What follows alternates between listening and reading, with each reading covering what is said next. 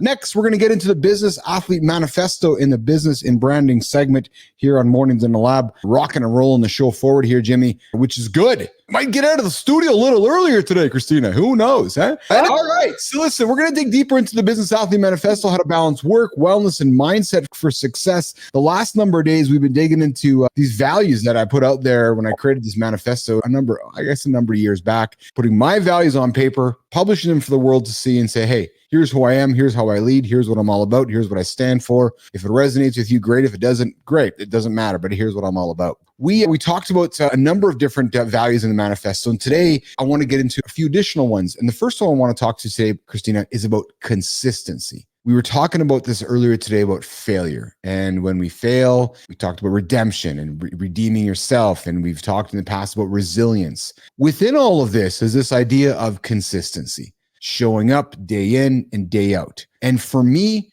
this is probably the most important part of the manifesto. Because John talked about it, a number of moments ago, right? It's not about spending an hour in the gym once a week. It's about spending a little bit of time in the gym every single day. Marty talks about the small actions adding up over time. AJ talks about doing one little thing and then doing it repeatedly. So Christina, let's lean back into some of the failures you have had and how have you needed to use consistency to build into your routines. And I know you're not a routine person either. You're learning this idea of routines. Working on it. Yeah. So consistencies and routines blend together. Let's talk about this because this may be, Christina Flynn, hardest thing for a human being to do is to do something consistent. And hey, it could be the consistent wrong thing. But showing up day in and day out is very difficult, Christina Flynn. Let's talk about it. It's incredibly hard. And I think I don't have a problem showing up day in and day out. It's that I'm not consistent in the intention I'm setting behind how I'm showing up. So for me, it's a matter of I'm very good at showing up. I love work. I love to work. I love to learn. I love to create. So that's easy for me to show up. What I've had to learn is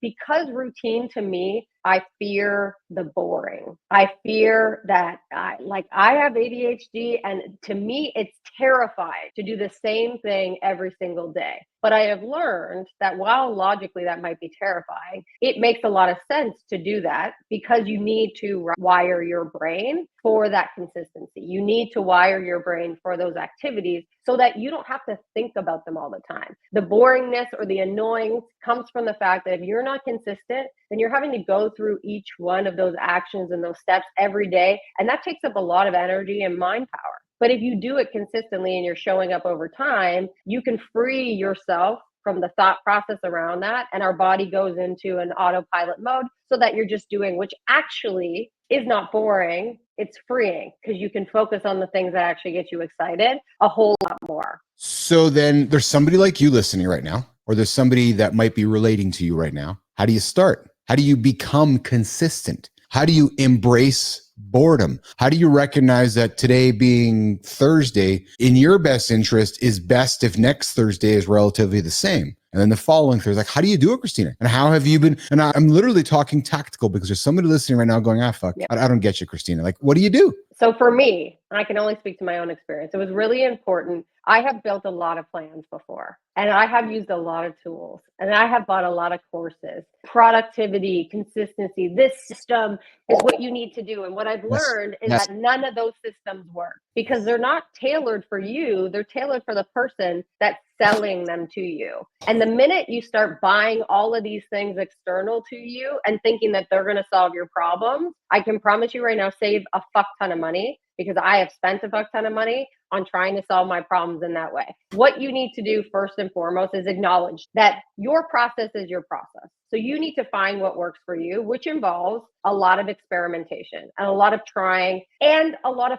patience. The patience is also the very difficult part with all this. But where do you start? Pick one thing, do it for a week. And I'm talking drink this one bottle of water every single fucking day. If all you get is a glass, then I'm going to up that and I'm going to drink 2 glasses. Or I'm going to pick something that you know that you can actually achieve. Don't pick something that's so far out there. Pick something that you know you can actually achieve. And then for me, what's critical, I need to see the forward progression, because I can't, once it's gone from my vision, my sight, I'm not actually processing it. So I need to actually track those things. I have these markers in my room that are chalk markers that I can write. I don't need a chalkboard. I have a chalk marker. I have it on my window. And if I'm planning to do something, I just tick my window, tick it off. What's my goal for the week? And I tick it off, because I need to see the visual representation of that momentum and that progress. Because I promise you, if you try to build one big ass plan and you say, today my life is going to change, you are already setting yourself up for failure, because what you have created is not actually sustainable. Yes, yes, yes. Good morning, Tangerine. I see you there. Thanks for joining us this morning,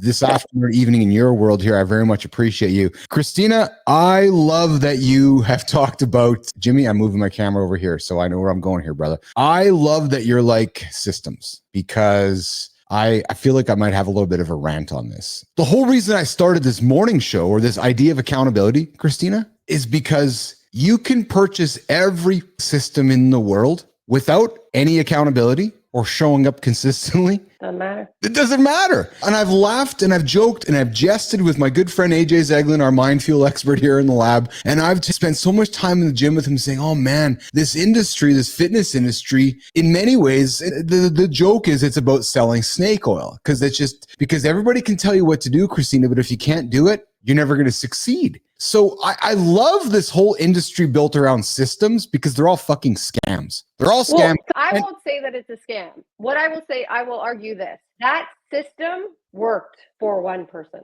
that's selling the system. Yes. And why some people get so excited about their system is that they forget all these systems and they didn't work. And finally, what worked for them was figuring out how to take pieces from each and build something for them. So they're excited. They're like, fuck, I figured it out. You can do this too. Let me tell you, I'm going to give you exactly what I did, step by step. You can have every fucking action I took. You can buy it too. And then people buy it and they're like, doesn't work for me, because it's not going to work for you. You need to build your own system. And that's what this show is. That's what this platform is. It's a free accountability platform that shows up every single day, Monday to Friday, Nation, to help you be accountable. So if you get up and tune into the show at 8 o'clock and hear something we say, maybe that will make you consistent to tomorrow. So you don't go buy a bunch of systems, because Christina's right. The system you're looking at buying right now worked for that person over there. And I love Johnny, love John Anderson, but maybe the system that works for John doesn't work for me. Maybe I don't want to eat meat. Maybe I want to be a vegan. Yeah. Maybe what John does talk about will work for you. Exactly. So Nation, the key in all this, and I hate to beat on it, but it's not complicated. Consistency is the hardest thing, but when you can do it, you will win. Nation, I am not the smartest fucking tack in the drawer. My success as a business person has been finding... He's really not. He's really not. He's not. Weirdly. My success has been finding smart, intelligent human beings and helping them work alongside me and being consistent. And if we just show up every single day, we can win anything. Let me tell you where this plays off, and I'm sorry to interrupt you. Yep. Last night, my second night out in a row. Like, what? I'm 41 years old. I went out. I had family in town from Ireland. I went out on Tuesday night. Last night, my wife had bought me tickets to go see a comedian, Tig Notaro, that I absolutely love, and her and I went out. What are 2 nights in a row? I was like, well, who the fuck am I? I can't tell you how hard the voice in my head worked to come up with an excuse to not show up today. And I think the difference between, we all have that voice, the difference between those who are consistent and those who are not, I was able to recognize that voice, not as my own, just as my fucking body and my brain being like, too hard. Don't do that. You're tired. Don't do that. You just figure something out, make up an excuse. To be able to actually quiet that voice is what allowed me to show up today, and will allow me to show up when I've been fucking up all night with my kid. There's the accountability around the people here, which is each other and our co-hosts. There's the accountability around we're trying to bring some value to an audience, and hopefully that my perspective is value.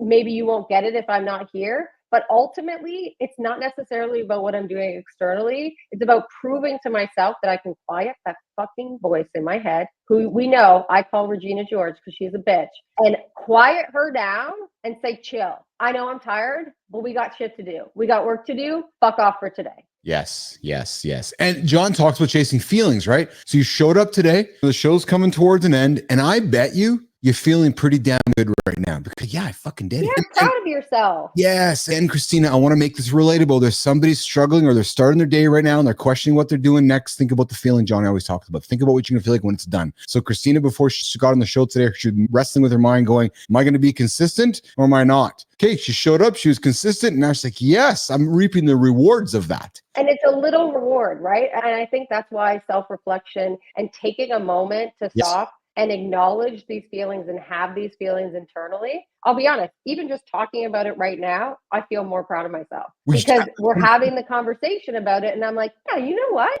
There's a lot of instances in my life where I would have found an excuse. Yes. And I would have figured out a reason and Regina would have won and she would be like, let's go, bitch, we're going shopping. Like she would have won. Get in the car, we're going shopping. But she did it today. And that's a win. But it's important to acknowledge this moment that I'm having where I'm saying this is a point of progression. This is a point of momentum. That's a W. It's not insignificant. It's actually really significant for us to acknowledge those wins.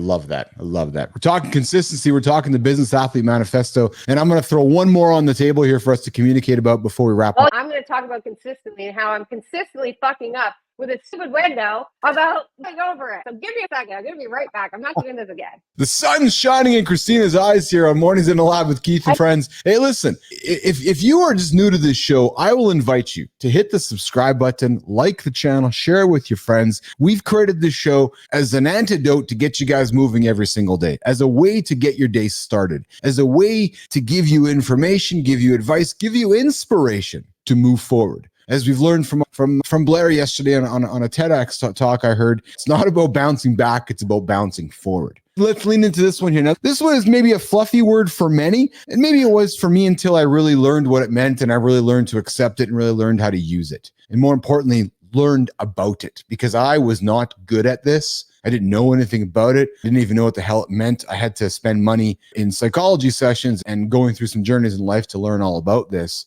And it's called empathy, the glue that holds everything together. So whether it's in business or a personal life, being empathetic helps you understand people and build stronger connections. Christina, I'm going to offer this up there because, again, my goal here is to make this show as relatable as possible with everybody. If you're listening right now and you're thinking, yeah, fuck you, I didn't have any empathy either. Trust me, I've been there. I had to learn how to develop empathy. But if I can just say this, the moment you learn about it, the moment you learn how to embrace it, the moment you learn how to be empathetic, and some of you that are empathetic are going, really? This guy's actually talking about it, learning how to be empathetic. Yeah, if AJ is on the show, AJ is saying, yeah, fucking Keith, I had to learn. It takes skill. It takes a practice. But the moment you do, man, magic with your colleagues, magic with your family, magic with your loved ones. The moment you can put yourself into feeling like somebody else, it's just magic. Expand on that. You're arguing it's a skill, right? So what are the steps that you took? Trying as simple as possible to develop that skill. Because let's make it practical for people. And I know we don't have time to go in, obviously, all the therapy you've done, myself as well. But what are the things that helped you to develop that skill? So I'm going to really simple. I'll take a page from Johnny Anderson, Christina. I just really didn't understand this whole idea of put myself into somebody's shoes and try to feel like how they're feeling. And I know to somebody listening going, really, you couldn't do that? No, I couldn't actually. There was times in my 30s and even in my 40s where you'd be sitting across from me. You might not be feeling good about yourself or feeling about something in a moment. And I'd be looking at you like this. Okay, let's fucking go. Yeah. Okay. Mm-hmm. I just didn't have that skill of empathy, Christina. I could not wholeheartedly feel what you were feeling or even want to be curious to know what you're feeling. And that's the key word, right? So when I learned through my therapy sessions hold on, Keith, maybe you want to be curious about what Christina's feeling. Oh, I never thought about that. Yeah. And then I was taught to think about the moment she might be feeling something and then put yourself in those shoes. Again, very basic, Christina, but I had to do that to learn that, man. Like I didn't know. I didn't know anything about that. It's awareness first. And I would argue, I don't know the science behind it, but I think a large percentage of people are empathetic. I think that a large percentage of people have been socialized to put their feelings away. And Yes. why, Well, I was if about you yourself don't have permission to feel, then why are you ever going to be thinking about how anyone else feels? Expand on that. I was never really taught about my feelings. I was not raised in an environment where feelings like the emotional intelligence and those concepts were not part of my raising. So I had to learn all that. But once I learned those ideas, I just believe I became a better leader because I was able to empathize with you as a human. I was able to put myself in your shoes as a human. I was able to, and I'm speaking like I've done it and I've learned everything. No, it's never done. No, what I'm speaking about is I learn anytime I go into a situation, I'm really trying to connect with you with empathy. That's really the first thing I'm doing, actually. In any situation, I go into it, somebody is being curious, be empathetic, and just be open. And that to me, again, I use the word magical and it sounds all fluffy, but it leans also back to communication. Going into a situation, being curious, using words to communicate, and having an open mind to accept what that person's going through. Because you never know what somebody's going through on the other side of that conversation. Yeah. And I think it's without judgment, right? Like full of grace, without judgment and full of grace. I think to me, that's the added point, Christina, because you cannot have judgment, but you can still say, oh yeah, no judgment. But I think you got to follow through with also offering full grace. And what I mean by that is that, okay, Christina, no judgment here. Tell me how you really feel so we can help you through the situation, because I want to give you the grace to speak about it. You follow what I mean? Yeah. And I'll be honest, I don't have to work at empathy. I have to work at not being so empathetic. Oh, I am incredibly empathetic to my own detriment in a lot of ways. So one of my big challenges in life has been always thinking about other people, but never thinking about how if I'm always giving to people, I don't have anything left for me or my family. And why do I want to always give to people? For me, I thought that's a great thing. You want to give to people. You want to be external. You want to be like, that is how the society and the world moves forward. But not realizing that actually that empathy was feeding something much larger for me, which was a need for validation and a need for atta girls and a need for, oh, you're so great. You're so wonderful.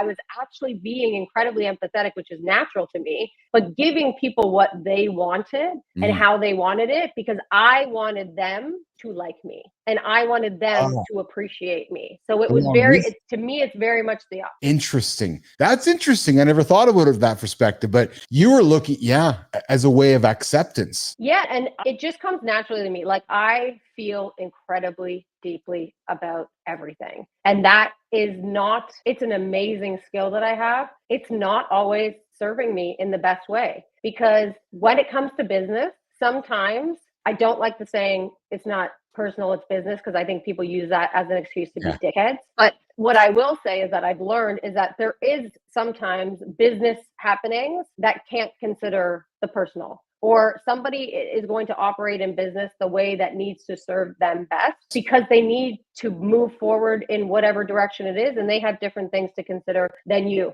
But I feel so deeply about everything. I've had to realize that a lot of times my decisions in my work environments and on my journey have been not serviced by that deep feeling. I've been so incredibly disappointed in people when maybe they didn't deserve to have me be so disappointed in them. Maybe they didn't do something all that awful. And I would make these big, brash decisions based on that. Like, I can't watch a horror movie trailer because I can't deal with the feelings that I have. If somebody in front of me is like hurt, I need to go away and throw up, and then I can come back. Like, I just feel so deeply. Yeah, it's interesting because I got my lovely bride here in the comments here, and she says this, are we the same person? Because I can relate to the things that you're saying as I'm listening to you talk. And Lauren's like, Christina, this segment and your voice will absolutely be my mind when I do my next race. Great perspective. And Arm jumps in and says, just joined, and I agree. I was going to have another day, but going to try and get up and do something. Yes, Arm. That's just exactly do one thing. What I do. Yes, I don't know what all that's something you will. Yes, Arm, you need to do something because that's what you want to rock and roll with. And Arm says, yep, I'm with Christina. I can make myself sick